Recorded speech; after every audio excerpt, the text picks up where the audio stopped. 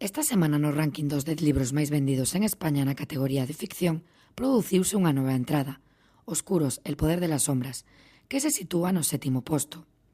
Trátase dunha novela de anxos e demonios, onde será necesaria unha loita entre o ben e o mal para que o amor perdure. Por terceira semana consecutiva encabezan a lista de non ficción os 2 libros para adelgazar do doutor Pierre Ducan. Entre os novos postos queremos destacar Divas rebeldes, unha obra na que se retrata a vida dos grandes iconos da moda e o glamour do século XX, tales como Coco Chanel, María Callas ou Jackie Onassis.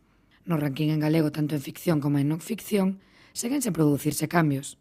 Lideran a clasificación as obras A praia dos afogados e 55 mentiras sobre a lingua galega respectivamente. O novelista italiano Umberto Eco, coa obra El cementerio de Praga, sube un posto e sitúase na cabeza da lista. Dame vergoña ponerme a escribir, como se espise a miña alma.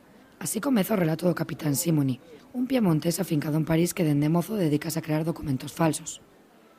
O gañador do Premio Planeta 2010, Eduardo Mendoza, perde o liderazgo e descende un posto. Riña de gatos conta a historia dun inglés chamado Anthony Whitelands, que chega a Madrid na primavera de 1936. Deberá autentificar un cadro descoñecido, cun valor económico que pode resultar determinante para favorecer un cambio político crucial na historia de España. O Premio Nobel de Literatura Mario Vargas Llosa ascende ata a terceira posición coa súa obra El sueño del Celta. Vargas Llosa presenta unha aventura existencial, na que a escuridade humana aparece no seu estado máis puro. O que fora líder de ventas durante varias semanas Ken Follett permanece no 4º posto. O autor de máis dunha decena de bestsellers como Doble Juego ou Los pilares de la tierra segue colleitando éxitos con La caída de los gigantes.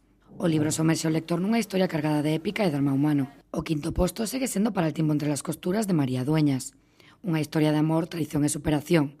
Unha apaixonante mestura de ficción e realidade na que as conspiracións clandestinas fúndense co glamour dos talleres de costura, os casinos e os grandes hotéis.